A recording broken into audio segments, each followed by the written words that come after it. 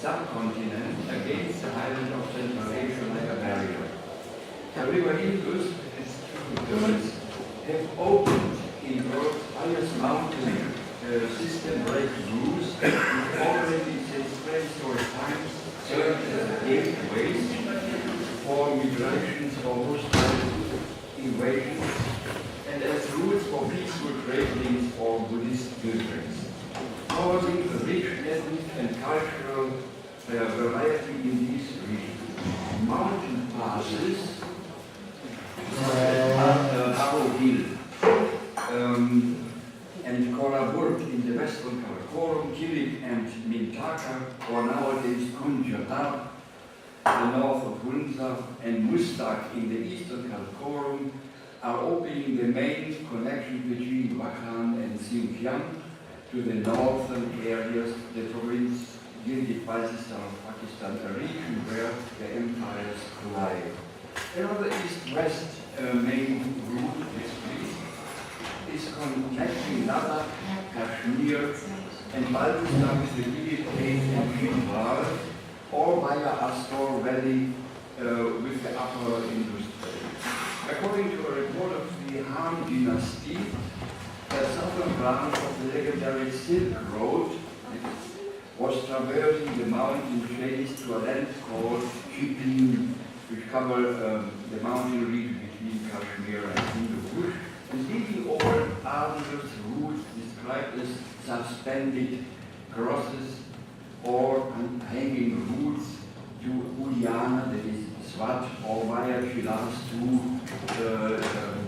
Taxila. The same routes were used by Chinese and Korean pilgrims, such as the famous Hokkien, Song Yun, or Huanshan, between 400 and the first half of the, in the later part of 7th century AD.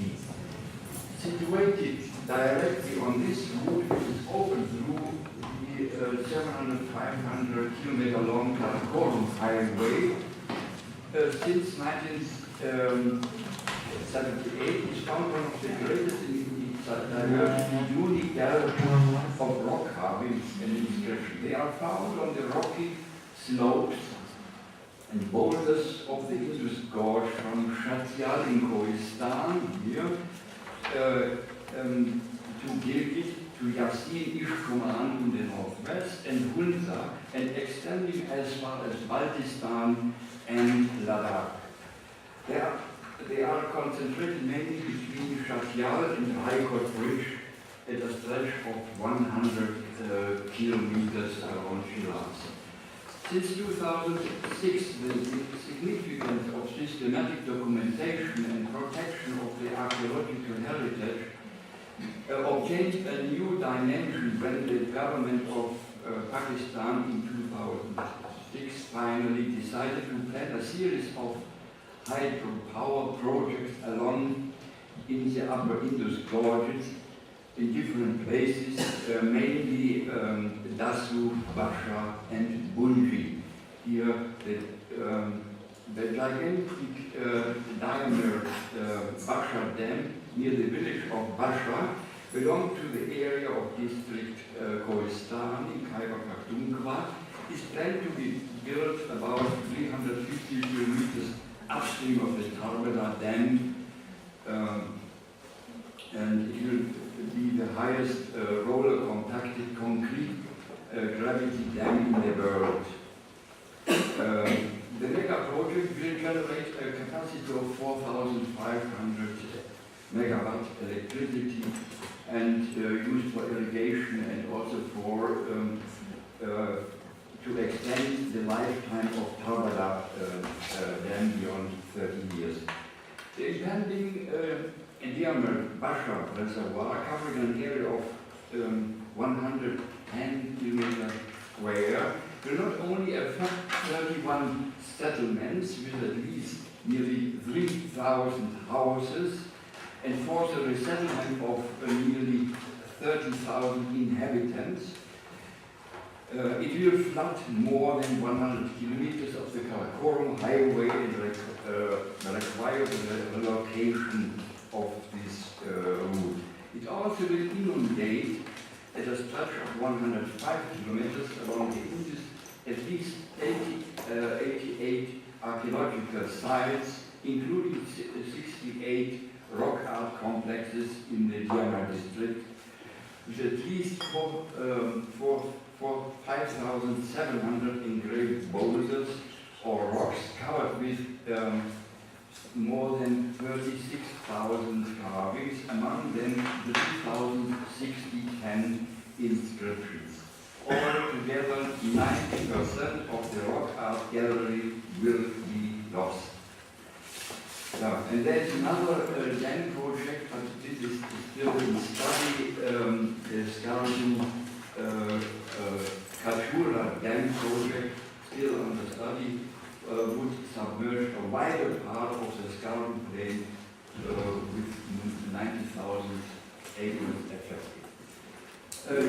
Systematic archaeological research was started by the anthropologist Harald Hauptmann and Ahmed Hassan-Dami in 1980, and with the documentation of a group of rock houses in the Hunza Valley. The rock art galleries represent a period of time ranging from the Epipaleolithic period until the coming of Islam. We can divide 8 stylistic groups.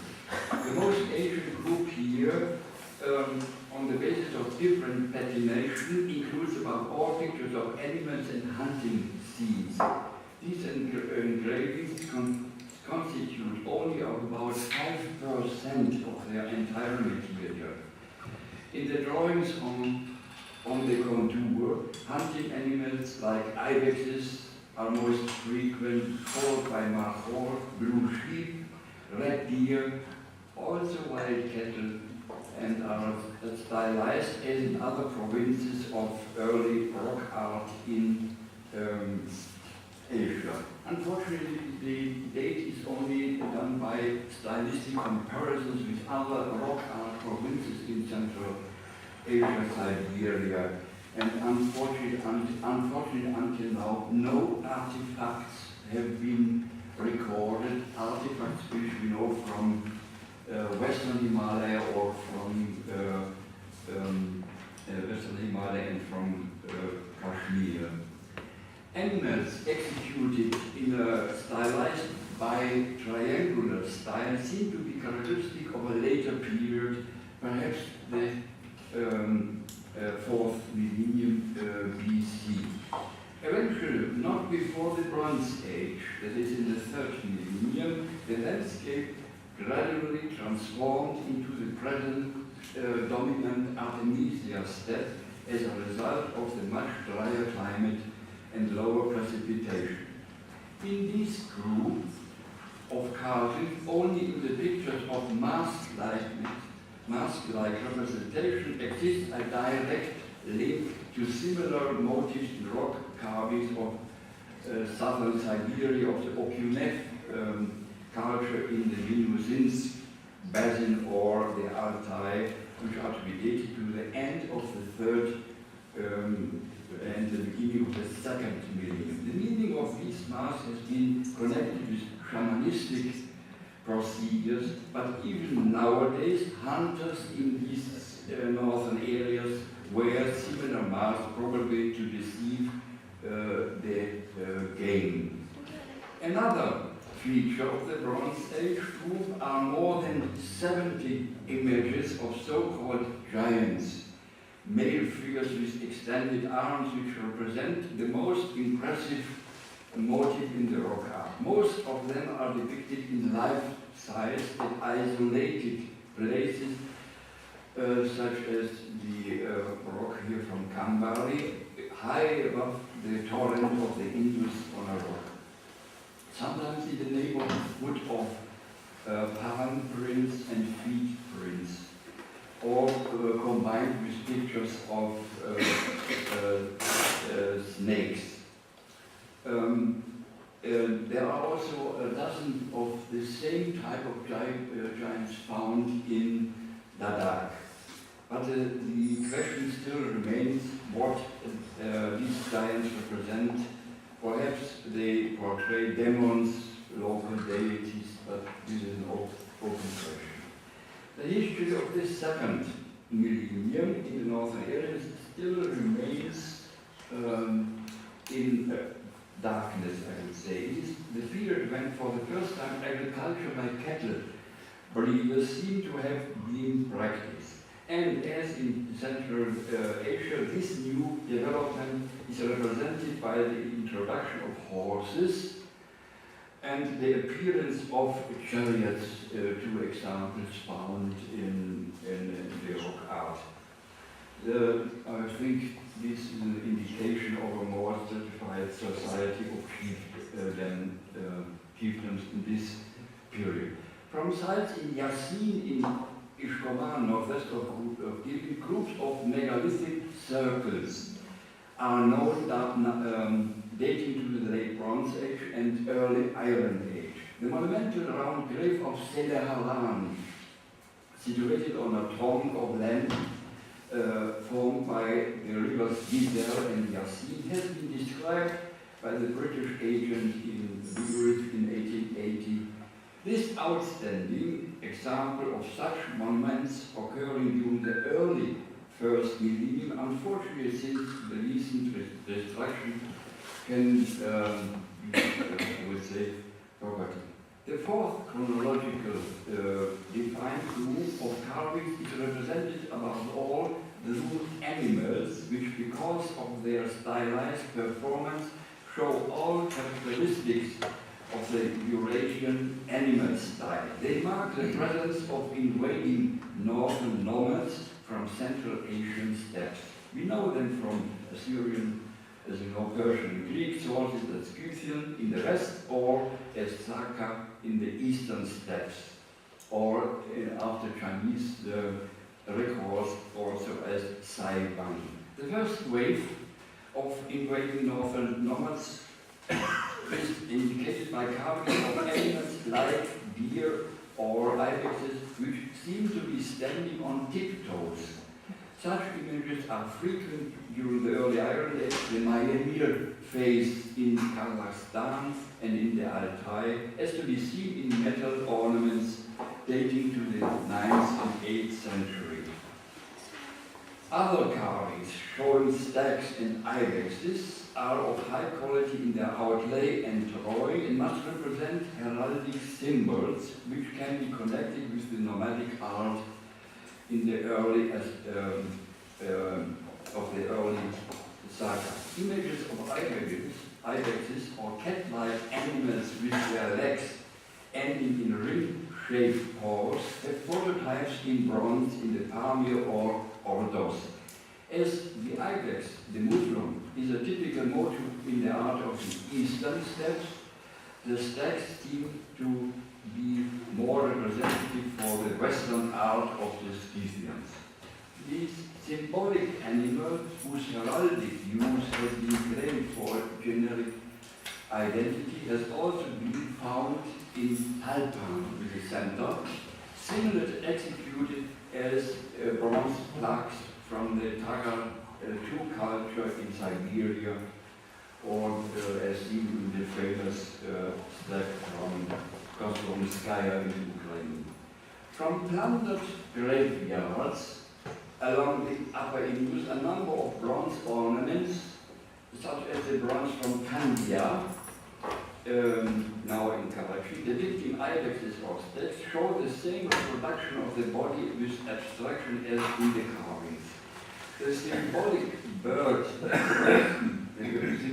bird, of this region, the monal pheasant, is added to the ibex horns or are topping needles and knife handles.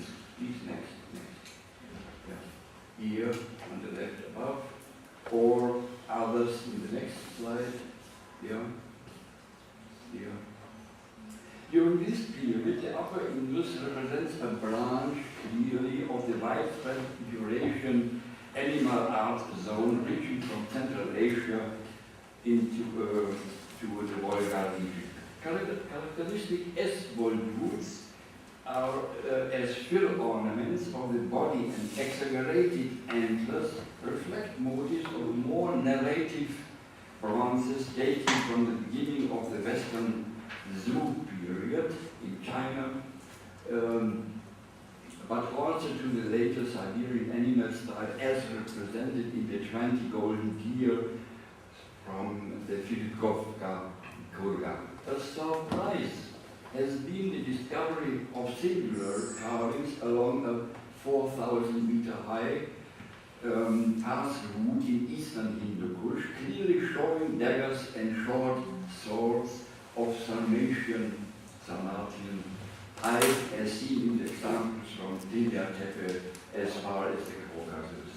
Stylized human figures, perhaps depicting supernatural beings, have their counterparts in bronze, coming also from plundered cemeteries in the Indus region. The bronze cauldron and Ruton with a centaur holding a goat, the sacred animal of the mountain fairies, found in Ishkoman, are again testimonies of narrow contacts to Central Asia. The affiliation with the Eurasian animal style belt is strikingly confirmed by another chance find. It consists of a golden hollow bangle, now lost, and a gold ring found by shepherdess in 1987 near Patan in Kurdistan. Later cut into pieces by a local goldsmith, but fortunately these fragments are now in the Peshawar Museum. A wonder.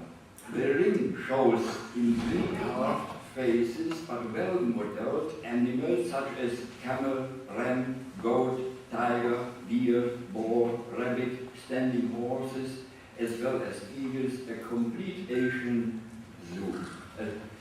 The depiction of man in Scythian costume bearing a gorid is exceptional for the art of the Scythian saga, as to be seen on the only counterpart excavated in burial 5 from Kurgan II in the Yenisei basin at Aachen II, dating between 619 to 608. Here 4 friezes and are showing the similarities. We come now to the Achaemenid Persian influence. Reaching the Upper Indus Valley since the late 6th century BC, it is to be seen in a group of 4 isolated musings. The cultural influence is obvious from images of animals characterized through linear contours, as shown in the examples here. There are ibexes, stags, horses, or fabulous animals depicted in the typical knie-lauf position with bent knees. A motif known from Achaemenid art. Cultural influence of the Parthians next is rendered in the scene with a warrior with broad belt, fringed skirt and leggings, slaughtering a goat. These images seem to testify the presence of Iranians in this remote part of the Upper Indus.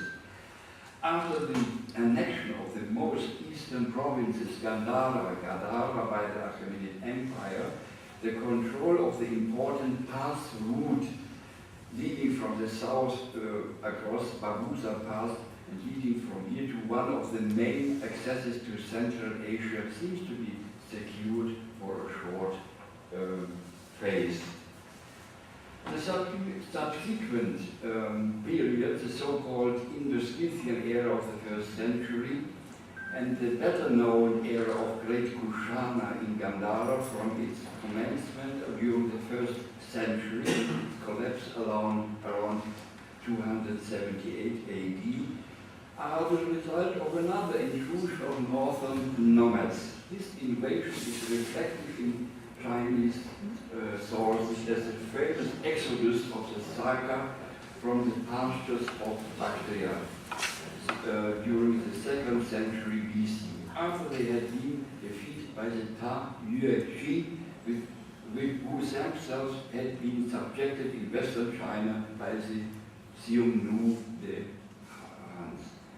From now, inscriptions take a place of great significance among the rock art, even though they are comprised mainly of names. They provide information about the religious and ethnic situation during the first millennium AD.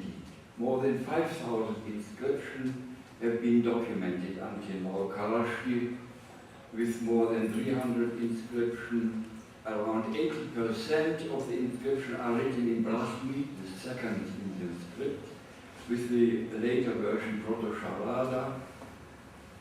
More than 700 inscriptions are in Sogdian, but also Bactrian, Parthian, Middle Persian, testify the presence of the Sogdians and Parthian traders from Samarkand. Additionally, Chinese and Tibetan inscriptions, or one even in Hebrew, highlight the region's ethnic identity. Rock carvings of these periods mark the first climax in the region's history, combined with the rise of the new religion and the first use of inscription. Sites between Chatial in the Viamar district and the sacred rocks of Haldekish at Hunza present inscription in Karoshki,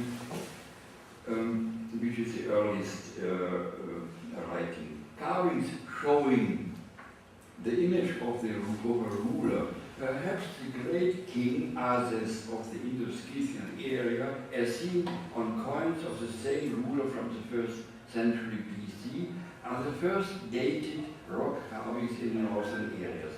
Another narrative scene shows a procession with the same ruler sitting on an elephant in one way, passing several palatial type buildings. These scenes are a typical feature of this period during which the new religion, Buddhism, was introduced into the Upper Indus from the south. The ranges or from Taxila across the Babuza Pass. In the beginning of the new doctrine might have been adopted only by a part of the local population in the ruling noble society, perhaps Sakhan newcomers. Representation of the early Buddhist period, which are artistically of high quality and external simplicity, occur only on few places, and they show the typical scene with the veneration of a stupa without depicting Buddha himself in this art. We have here the most the best examples of this veneration, showing here Sarkhan's addressing the stupa. And this form of the stupa represents the early style known from Sanskrit. In front of the stupa in the sacred column, figures depicted as Sakkaridas or an adorned monk, the next one, with a raised incense burner on top of a person in another carving carrying a jug and a flag.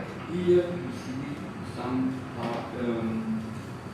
stupas representing the early type, as well known from Sanchi, but also from Manikyala near Islamabad, and the Dharmarajika stupa at Taxila. During the reign of Buddhism, there were along the Upper Indus other religious traditions alive. As early as the 3rd century AD, Sogdian merchants, as known from Central Asia, for the first time appeared along the Upper Indus. From their homeland around Samarkand, they established trading colonies along the Silk Road, as you know. Besides 600 inscriptions in Sogdian, a series of heraldic symbols, the so-called Hamga, typical for Sogdians and Hans or Heftalites, gave evidence of their presence. Engravings of fire altars above show the existence of the Iranian Zoroastrian religion, which was introduced apparently during the Kushana period. We come now to the golden age of the Buddhism from the 5th to the 8th century. There are three main principalities that came in existence in the northern areas. The powerful Great Halur, or Bolo, covering the northeast with Baltistan and Astor, was reigned by the Palolashai dynasty. Little Palur, Ruja after Tibetan sources, was located in the region around Gilgit. In the southern valley of the upper Indus, another local kingdom ruled by the king of Daradas, or the Dars, has been established with its strategical outpost at Shiraz, with its important Indus crossing, protecting the main route leading over the Babusa Pass to the Hazara region and the lowlands around Taxila. On the northern side, opposite Shiraz, the sacred center with a monastery was located at Talpan. All the wealth, elegance, and expression of Buddhistic art are represented in carving of more elaborate stupas, and now images showing Buddha. Altogether around 80 images of Buddha and Bodhisattva and 3,000 depictions of stupas are known. On the basis of added inscription, they can be identified as Manjusri or Kiteshvara, Maitreya, and so on. The pictures clearly show stylistic influences from Gandhara, but also from Kashmir and East Turkestan.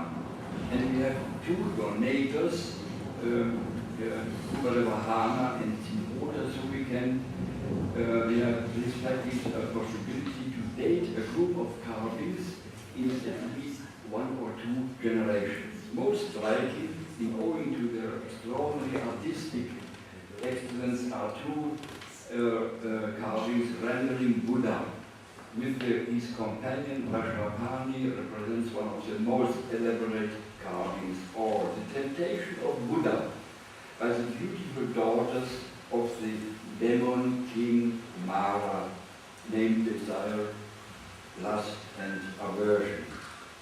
And then after overcoming the temptation, Buddha is sitting under the tree of enlightenment on a lotus flower surmounted by a stupa. The inscription in Lakshmi mentions again the dedication by Kumarevahana. One of the well-known scenes from the former life is seen here, Buddha's first ceremony at Sarnath near Benares, after the attainment of supreme knowledge, which got under the Pipal tree, the tree of enlightenment. He decided to preach the wisdom to mankind. Some of the most prominent petroglyphs depict episodes of Buddha's former life, the so-called Jataka scenes.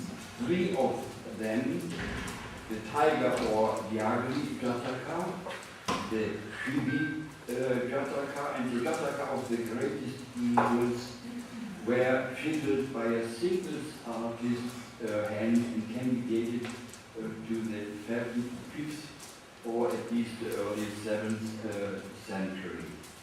I will not explain the representations, but another important discovery, next please, was the elaborate representation, the only other representation of a Jataka outside of Shiraz in the westernmost side in the Yamata district.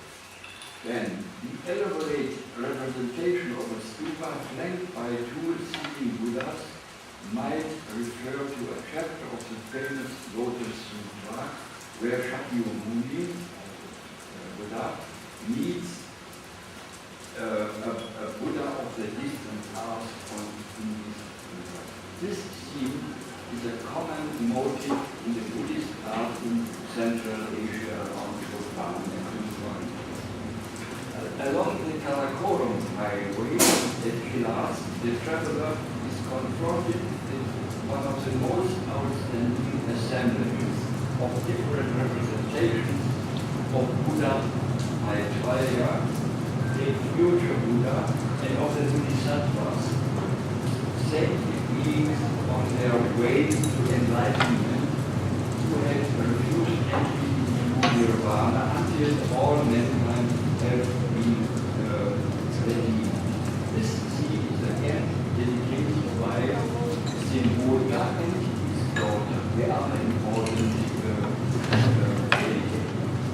The repertoire of the Buddha and stupa representation and their style in which the images are executed provoke a comparison with the so-called Kashmir bronzes.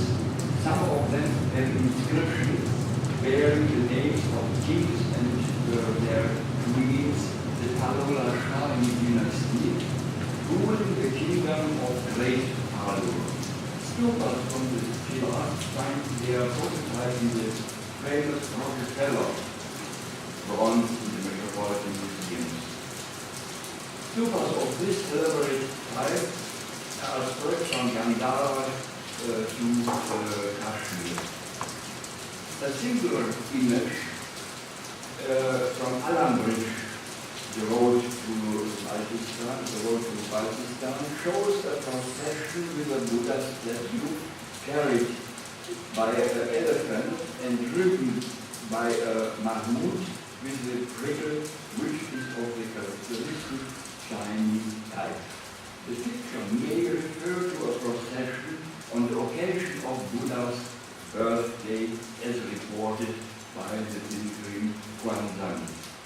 At the same side, there is another extraordinary carving revealing the picture of an eagle griffin, until now the only example along the upper end. But this motif occurs, as you know, for example, in Bedlam, Ivory, and later in Algae, in the same standing position.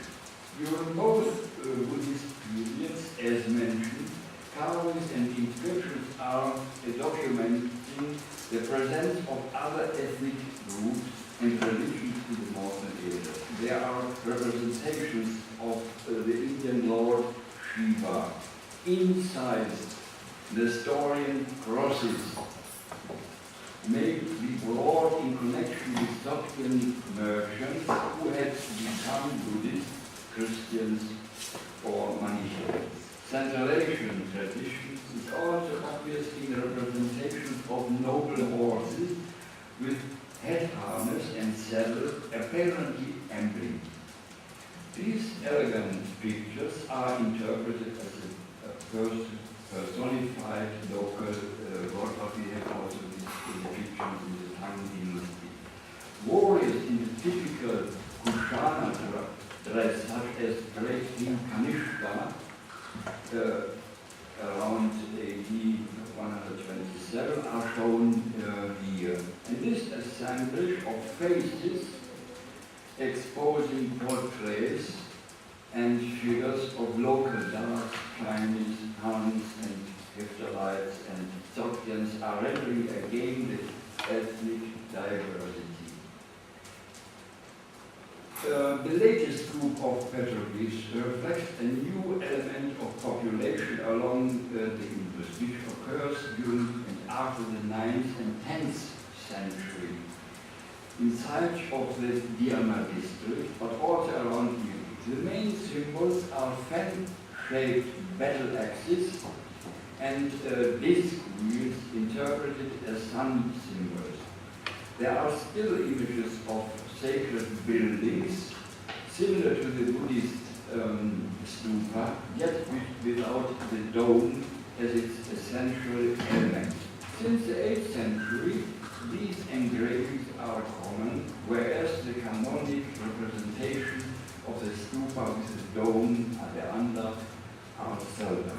These pictures show a more tower-like structure whose sacred character is indicated only by banners and tridents. These more abstract pictures are not accompanied by inscription, so they may indicate that Buddhism lost its prominent position, thus reflecting a dramatic change in the political and ethnic scenery during this period. Works of still Buddhist character are supplemented with or even damaged by rougher schematic carving. Since there are also battle scenes as seen before, showing mounted horsemen and warriors with raised battle axe and crossbows fighting with Buddhists. These carvings seem to indicate an anti-Buddhist movement of a population which was at the beginning illiterate. These non-believers seem to represent a local population, tribes who lived inside valleys and higher mountainous regions. They infiltrated the fertile basins of the Indus, thus transforming the cultural scenery of the whole northern region. The battle axe and the heraldic image of the lion symbolize the Davidic power and rule, as seen in the painting of a Davidic ruler from Alchi on the left, and also in carving here the lion symbol. During the 9th and 10th century, Buddhism seems to have only recovered in the plain of Gilgit and in Baltistan. In Baltistan, in contrary, there have been no clear interruption in the Buddhist tradition until the beginning of the 16th century. The renaissance of the old religion is reflected by a series of monumental Buddha reliefs. The most famous is the relief of a standing Buddha from Mount Pura in the Kar Valley near Gilgit, 3 meters high. Not necessary to explain. The carved monolith from Bubur in Kunyal, northwest of Gilgit, shows on 3 sides images of Buddha. 2 facets depict the standing Shakyamuni, resembling in Tibetan style to the Napura Buddha. On the lower part of one standing Buddha, 2 small reliefs reveal a sitting Manjushri, the personification of transcendent wisdom. The 3rd facet shows the seated Padmapani wearing a 3-pointed crown, which is a special symbol, the Padma or lotus. Baltistan, the ancient great Palo of the local Palo-Lashari dynasty, was conquered by the Tibetans in the first half of the 8th century. Their presence is evidenced by a series of Buddha reliefs. The most elaborate Buddhist monument in the western Himalayas is the rock relief from Manipal on an ancient route leading from Karlu, Pakistan capital, along the Sahara lake across the geosite plain to Astor in the south. The relief shows masterly execution a mediating Buddha seated in a mandala which is formed by 20 smaller Buddhas. Buddha's right hand extended downward displays the gesture calling the earth to witness, which signifies the occasion of enlightenment. The same headdress again is also worn by the Buddha figures in Ubur. The composition is flanked by two monumental standing bodhisattvas on the left with the lotus in the hand Padmapani, and a form of the Buddha Bodhisattva Avalokiteshvara, and to the right Maitreya. Then other decoration is the race of plenty below.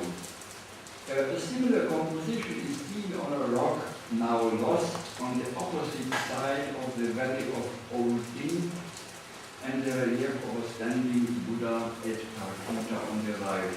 On the left, this relief has been recorded by the Italian Gilgit expedition, fortunately. Then the other 10-meter high unfinished relief on a rock at Saling, high above the Shayok, in the east of Baltistan, opposite of Kabul, dominates the upper route leading along the Shayok from Skardu to Ladakh. This relief route is completed by the Buddha Triad of Lamsa.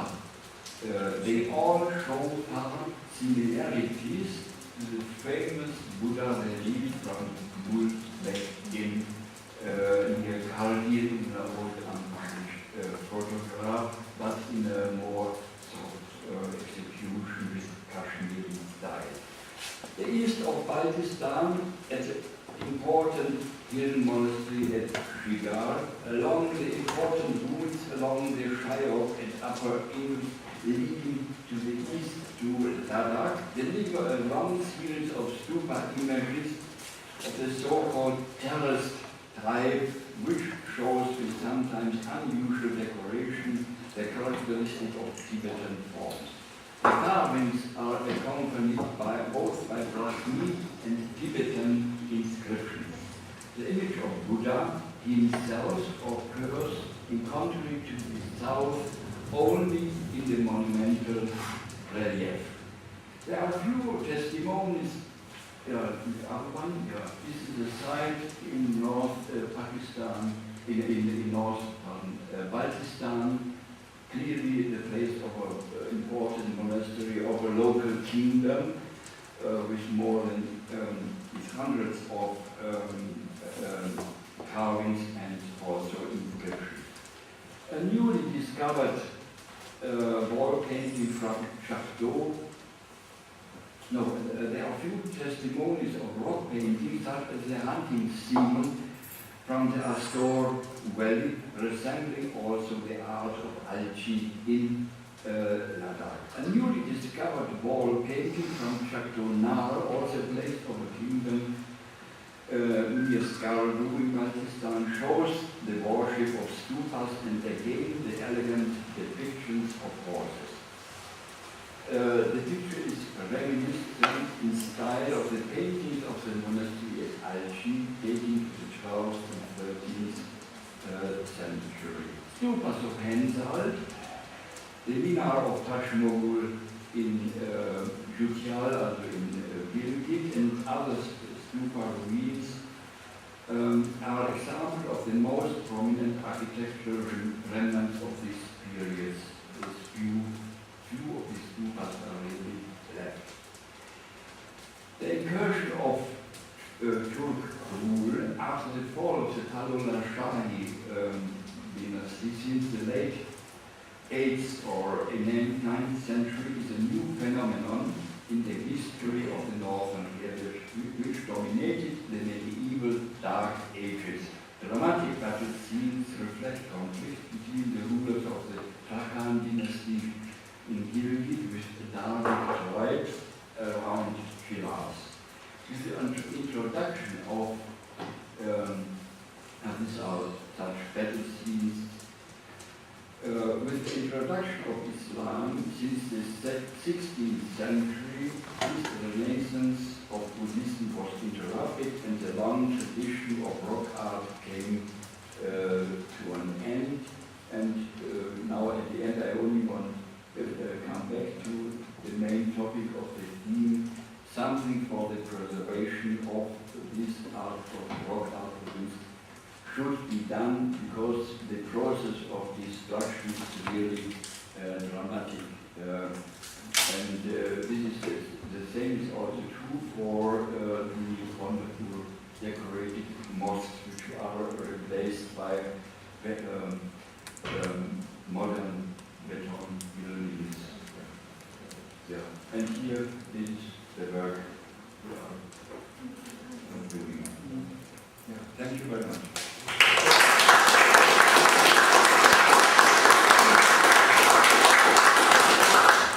Your talk was so shamanically powerful that the moment the sun is shining. Yeah. So this was very good. As we are a little bit now under pressure of time, I would suggest we take this chance and go straight. Last written it was land motor. Now you can see the cement inside. So all this, the construction of the grain train road during the time of Shashasuri was a vast project.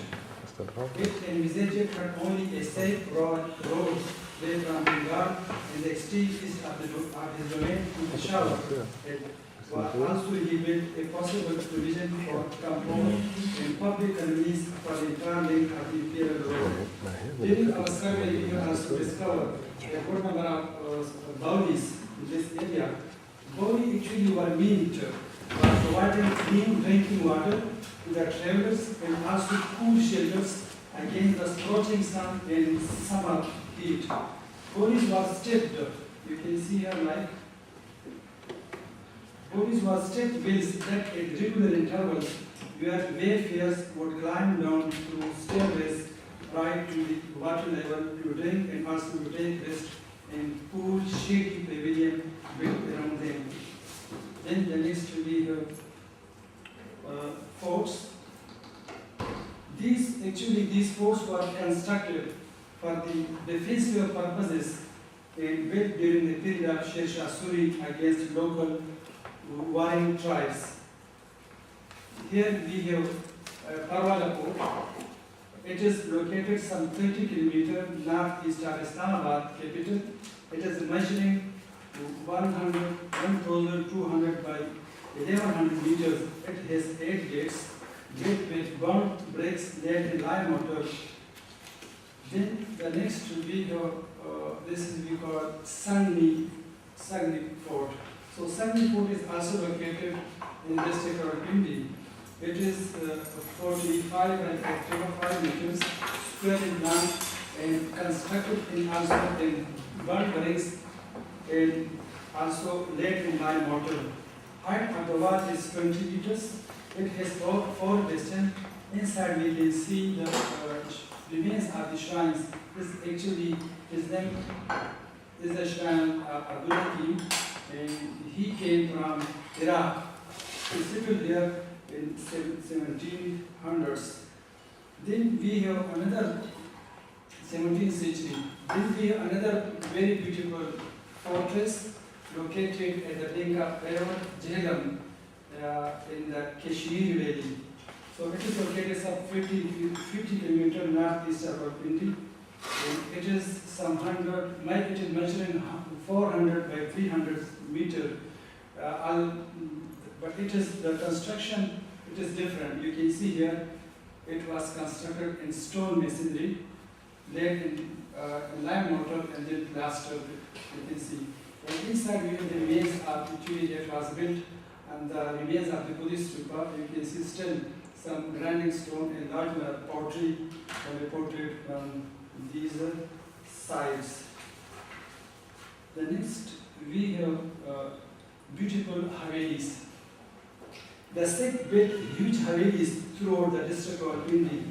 Havelis of traditional style were usually built with burnt bricks. Lime was the major component of joining material. Wood was used both as structure as well as decorative elements such as roofs, doors, windows for ceiling, painting, and carvings. The newer painting and stucco were employed for decorative purposes. The most attractive feature of the Haveli are mural paintings which cover the facade. You can see here the facade and the pillars. Here we have the pillars. And also veranda and interior of rooms.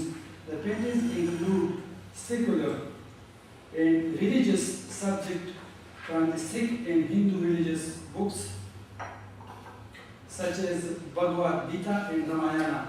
The religious paintings include the images of gurus such as Guru Nanak, Guru Singh, Ram Das, Arjun Das, and Hindu deities such as you can see here, Brahma is there, such as Hanuman, Shiv, Ganesh, Parvati, and heroes of Khalsa movement.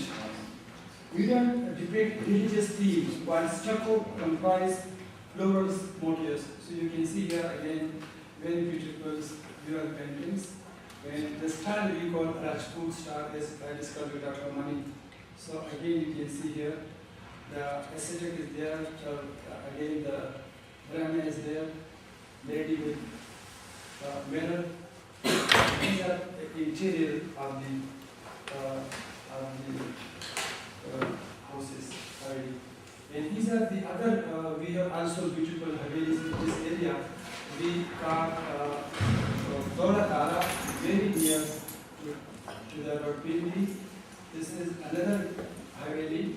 That's early 20th. Yeah, that is early 20th. That is usually went to the Sikh and the British period. You can see here again. These are another haveli we call haveli Kanthila. So you can see we have Batu Bazar. This is where? This is the near Rawalpindi district, some 50 kilometers south of Rawalpindi, on the way to Lahore. They are not documented by Yasmin. No, there is nothing done in nothing is done in Rawalpindi. Okay. Yeah, we are. Peshawar they were working. Peshawar actually they are working Karachi. only in City House. City House. Yeah. You can see another journal So then the Hindu temple were documented in also in district Rawalpindi at such places such as Deval, Daulatara, Sukko, Dorabedal, Texla. These temples were built by Hindus during the Sikh period. Most of them were decorated with mural painting depicting of Hindus mythology from sacred scriptures such as Bhagavad Gita and Mahabharata. You can see Krishna with gopis dancing scene. And this is actually the temple of Guliana situated at Rawalpindi. And this is also in Dhamguri. You can see the interior in the roof. So the temple was constructed with bricks laid in line mortar and surmounted by higher, you can see high pyramidical we call shikara, who are the main, this is the main sanctum, we call the main sanctum. This is temple of Texla. We can see the again the mural painting and the floor of the temple. Again, this is another Gulyana number 2, and you can see Sita, Ram with Sita, and interior decoration. This is another temple, the same area, and then we have also, these are the this actually is located in Islamabad, but unfortunately it was also belonged to the Hindu period, late 20th century. But recently this was renovated by the mayor of Islamabad. Then we have Madi, belong to the Sikh village. And the next we also, you can see Gurdwara. This Gurdwara is located also some 20 kilometers northeast of Texla. We call Kanoha Gurdwara, built always, and you can see in mud bricks. And then we have ponds. So during our survey, we have also discovered more than 200 ponds in this area. Especially, actually, these ponds serve as a rendezvous for the village folk around these ponds. A platform also was provided. You can see here, this is also a platform was also provided. to such a meeting place. Sometimes it has been used for ritual purposes. It was an important component of every village. All these bones have been provided, retaining wall you can see on the four sides. So, as I was asked by Jansen, this is so thank you very much.